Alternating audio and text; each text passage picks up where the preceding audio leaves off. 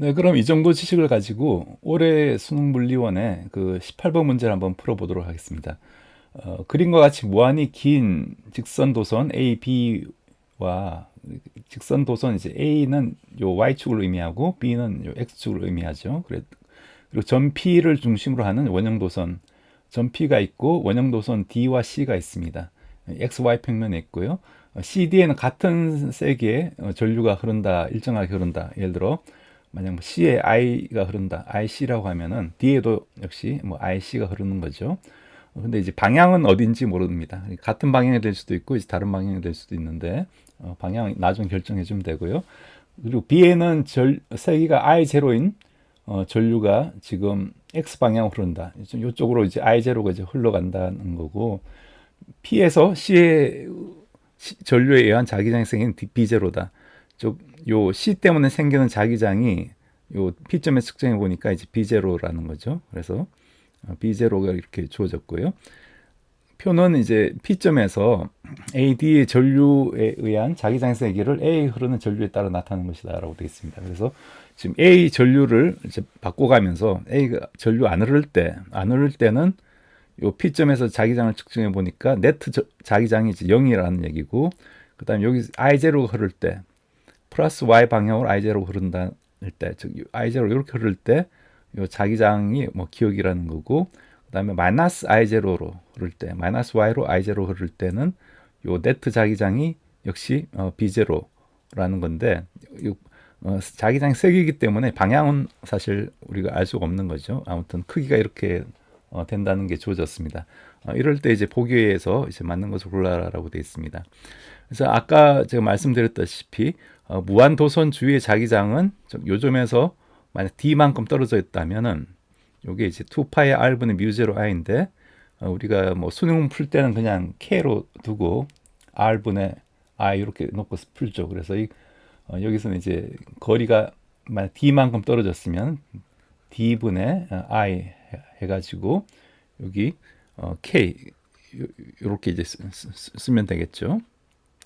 그 다음에 원형 도선 중심의 자기장은 역시 2R분의 뮤0 I인데, 여기서는 만약 여기 IC 때문에 생기는 그 자기장이라고 하면은 이 자기장은 어떻게 주죠?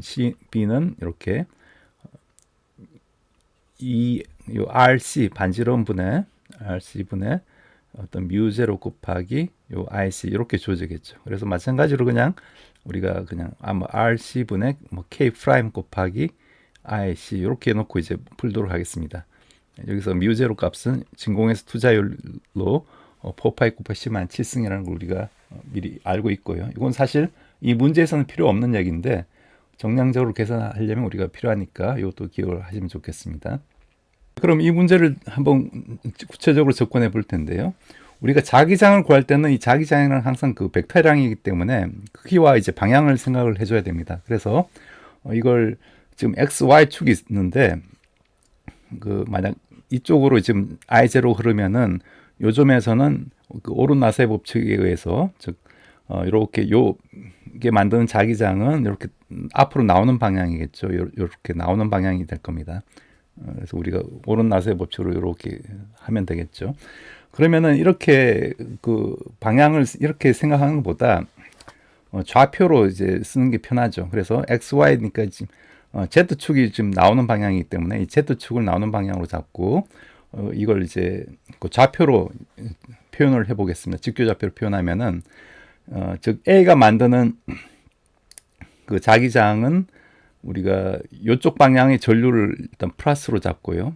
전류 방향을 이쪽을 플러스로 잡으면은 오르나사의 법칙에서 여기 들어가는 방향이죠. 이렇게 들어가는 방향이기 때문에 즉 0, 0, 마이너스 요 D분의 떨어진 거리분의 R분의 K 곱하기 전류 이렇게 됩니다. 그렇죠. 그래서 들어가는 방향이기 때문에 지금 요걸 0, 0, Z축을 마이너스로 잡은 거고요. 그 다음 B가 만드는 자기장, 즉 요 도선 B가 만드는 자기장은 아까 나온다고 했죠. 그렇기 때문에 이제 플러스 D분의 K 곱하기 요 전류는 I0로 정해져 있으니까 I0 이렇게 씁니다.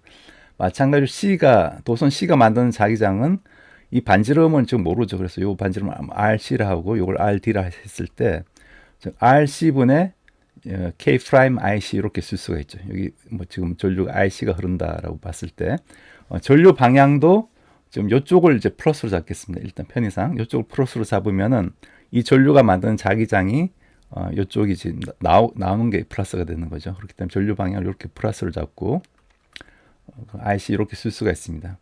근데 요게 바로 아까 문제 조건에서 B0라는 그 문제가 조건이 주어졌고요. 그 다음에 도선 D가 만든 자기장은 0, 0, 역시 RD분의 K 프라임 ID 이렇게 쓸 수가 있겠죠. 일단 이렇게 쓰고요. 그러면 P점에서의 자기장은 이 각각의 자기장 도선이 만드는 자기장들의 합이니까 쭉 더하면 됩니다. 근데 보시면 아시겠지만 지금 XY 성분이 다 없는 거죠. 없기 때문에 편의상 그냥 XY 성분을 다 지금부터는 생략하고 Z축 성분만 이제 적도록 하겠습니다. 그래서 여기 Z축 값이 여기 생략됐다고 여러분들 보시면 되고요. Z축 성분만 일단 고려를 하면은 요렇게 전부 다 더하면 되죠. 요 한 값들을 전부 다 이제 더하면 됩니다. 여기서 이걸 썼고 이렇게 쓸 수 있겠죠. 그럼 첫 번째 조건에서 1번 조건에서 문제 조건에서 IA가 0인 경우 그 다음에 이때 자기장이 0이라는 조건이 주어졌습니다. 그래서 IA가 0인 경우 요 IA가 0이면은 요게 0이라는 얘기죠. 요게 0이기 때문에 요게 0이 된다는 거죠. 그래서 요 세 가지 항이 이제 0이 된다. 그 조건이 나와서 결과적으로 이 원형 도선들이 만드는 자기장을 합한 값이 바로 마이너스 D분의 KI0하고 같다라는 조건이 나왔습니다. 그래서 이걸 뭐 1번 조건이라고 하겠습니다. 네, 그럼 두 번째 조건을 한번 보시면요. 전류 A에 의한 전류가 여기 I0가 흐르는 경우 I0가 이제 마이너스 Y 방향으로 흐르는 이 경우를 한번 생각해 보면요. 이 경우에는 전체 이 자기장이 여기 이제 A 대신에 마이너스 I0를 집어넣으면 이렇게 되겠죠. 그러면은 요 뒤에 세 항은 합이 이제 0이라는 게 첫 번째 조건에서 나왔으니까 이건 생각할 필요 없고 결과적으로 D분의 KI0가 됩니다. 근데 요 값이 자기장의 세기가 이제 B0라고 이제 조건에 주어졌으니까 이게 이제 B0라는 얘기죠. 그래서 D분의 KI0가 B0라는 걸 이제 의미하고 있다라는 걸 우리가 알 수가 있고요. 그 다음에 요 세 번째 조건, 즉 이번에 전류가 플러스 Y 방향으로 I0로 흐르는 경우 그런 조건에서는 요게 이제 여기 IA 대신 I0를 집어넣으면 되죠. 그러면 이게 마이너스가 되기 때문에 역시 D의 세 항의 합은 0이고 그래서 이게 마이너스 D분의 KI0가 돼서 이제 마이너스 B0가 되는 거죠. 그래서 즉 이때 요 자기장의 세기를 구하는 거니까 여기 마이너스 B0지만 역시 세기는 이제 B0와 동일하다. 그래서 기억은 맞는 얘기가 되겠습니다. 그러면은 이제 우리가 P점에서 C에 의한 전류 자기장의 방향을 구하고 또 뭐 D점에 D 전류에 의한 자기장의 세기와 뭐 비교해봐라 뭐 이런 게 있습니다. 요거는 우리가 구체적으로 수식으로 푸는 것보다는 이렇게 아규먼트로 하는 게 편한데요. 어떻게 이제 아규먼트를 하는지 한번 보시면요. 우선 그 C라는 요 첫 번째 조건에서 이쪽으로 A 도선의 자기장이 흐르지 않을 때 그때 이 네트 자기장이 0이라는 요 조건이 있죠. 그 얘기는 뭐냐면은 즉 I0가 이렇게 흐를 때, 즉 B 도선의 I0가 이렇게 흐를 때 이때 자기장은 플러스 Z 방향으로 지금 이렇게 나오는 방향이겠죠. 그래서 그 크기가 B0라는 얘기죠. 즉 B0라는 자기장이 플러스 Z로 나오고 있다. 이 도선 B 때문에. 그럼 도선 C하고 D 때문에 어떻게 되는지 살펴보면 C보다는 이 도선 D의 영향이 더 크죠. 거리가 가까워 있으니까 이 영향이 큽니다. 그럼 네트 자기장이 여기 되려면 도선 D에 흐르는 자기장 때문에 요 반대 방향에 어떤 자기장이 생겨서 요 B0를 없애줘야겠죠. 그래서 그 자기장을 이렇게 그릴 수가 있습니다. D에 의한 자기장은 이렇게 그릴 수가 있는데 그럼 C에 의한 자기장은 어떻게 될 거냐? C에 의한 자기장은 D에 의한 자기장보다는 영향이 작죠. 그렇지만 그 크기가 비제로라고 문제에서 주어졌습니다. 문제에서 C에 의한 자기장의 크기가 비제로라고 주어졌기 때문에 이게 만약 이렇게 같은 방향이면은 둘의 합이 서로 이렇게 상쇄돼서 말이 되는데, 만약 이게 이쪽 방향이 C하고 D가 같은 방향이라면은, 그러면은 요거하고 요게 벌써 상쇄돼서 0이 돼 버리기 때문에 즉 D에 의한 자기장은 상쇄가 되지 않죠. 그래서 네트 제로가 될 수 없습니다. 그래서 결과적으로 C하고 D의 전류 방향이 서로 이제 반대가 돼야 된다고 우리가 그 논리적으로 유추할 수 있는 거죠. 그래서 이쪽 자기장이 비제로, 이쪽 자기장 비제로니까 결과적으로 D가 만드는 자기장은 EB제로가 돼야 된다. 그걸 우리가 알 수가 있는 거죠. 그래서 D가 만드는 자기장 EB제로고 방향은 반대가 이렇게 돼야 된다. 그래서 마이너스 붙어야 된다는 거고, B가 만드는 자기장은 역시 C가 만드는 자기장하고 같다. 크기는 B제로다.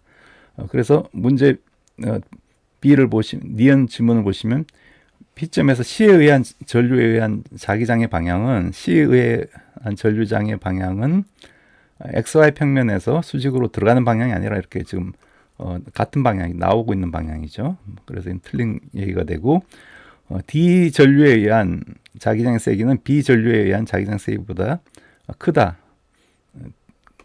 D가 더 이제 가까워 있죠. 가까이 있기 때문에 그 똑같은 전류가 흐른다면은 그 자기장의 세기가 더 크다. 이건 맞는 얘기죠. 그래서 기억 디귿이 답이 되는 그런 상황입니다. 네, 그럼 이 C에서 전류 방향을 우리가 구해 보면은, C는 요게 전류 방향이 지금 그 자기장이 플러스가 되죠. C에서 자기장은 플러스가 되니까 전류 방향도 이제 플러스가 돼서 반시계 방향으로 이렇게 흐르는 전류가 생기는 거고요. D에서는 이제 마이너스이기 때문에 시계 방향으로 전류가 이렇게 흘러간다. 이렇게 보시면 되고, 그리고 우리가 이 원형 도선의 반지름을 반지름의 비를 구할 수가 있죠. 우리가 여기서 전류는 동일하니까 전류는 동일하고 K 프라임 R분의 I 이렇게 주어질 텐데, 요 중심의 자기장이 전류와 이 K 프라임 상수가 동일하기 때문에 반지름에 이제 반비례하게 됩니다.